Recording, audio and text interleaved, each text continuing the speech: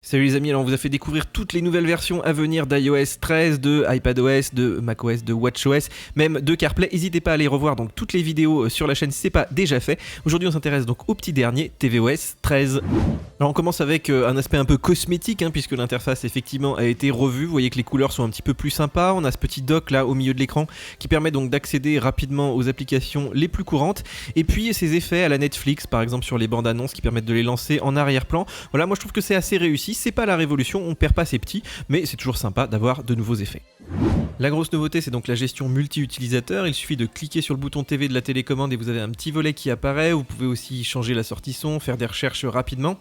Et puis vous pouvez donc changer de profil. Alors pas besoin de mot de passe, d'ailleurs vous pouvez pas en mettre. Et une fois que vous avez switché, vous vous retrouvez ici avec vos comptes Apple Music, vos recommandations pour les films, mais c'est tout. C'est-à-dire que ça ne change pas le compte iCloud qui va être associé à votre Apple TV. Vous avez les mêmes photos, les mêmes applications. Si vous avez commencé un jeu avec un profil, vous en serez au même endroit avec un autre. Bref, Apple s'est peut-être dit que pour les applications type Netflix qui ont déjà besoin du multi-utilisateur, il était déjà intégré à l'application. Donc voilà, moi je trouve que c'est quand même un petit peu dommage de ne pas avoir fait du vrai multi-user, surtout dans les familles où on a quand même des enfants, des parents qui n'ont vraiment pas les mêmes usages.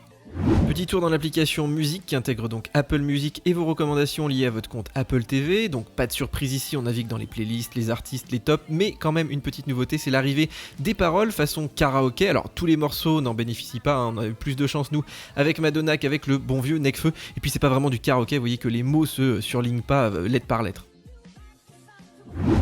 Bon alors je peux pas vous montrer Apple Arcade, le futur service de streaming de jeux vidéo d'Apple, mais ça va arriver à la fin de l'année, on connaît pas encore le prix, mais on sait qu'il y aura pas mal de jeux vraiment sympas.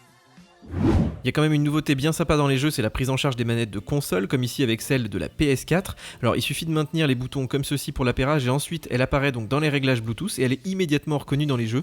Alors franchement ça marche super bien, dans tous les titres qu'on a testés c'était quand même autre chose que les manettes MFI qu'on nous imposait jusque là. Alors j'espère juste que ça va bien pousser les éditeurs à proposer plus de jeux et surtout des meilleurs jeux sur l'Apple TV. Alors on termine avec des nouveaux économiseurs d'écran, notamment sous-marins, bon là ils étaient pas dans la bêta. Alors je sais, c'est pas grand chose, cette année il n'y a pas eu de grosse révolution, mais quand même, la prise en charge donc des manettes de console, le multi-utilisateur, une meilleure intégration des services d'Apple, je trouve que c'est quand même pas mal pour cette version. Mais dites-moi dans les commentaires ce que vous auriez aimé. Moi je pense que tvOS a pas forcément besoin de révolution chaque année, c'est essentiellement consultatif, mais c'est agréable de voir qu'Apple le maintient toujours à jour. Voilà les amis, n'oubliez pas de liker, n'oubliez pas de partager, n'oubliez pas de vous abonner à la chaîne aussi, c'est très important qu'on soit nombreux ici pour vous faire de belles vidéos. On télécharge aussi nos applications puisque Mac Forever c'est aussi de l'actualité H24 et bien sûr nous on se retrouve sur YouTube pour de nouvelles vidéos. Ciao ciao. There goes a sight from my soul.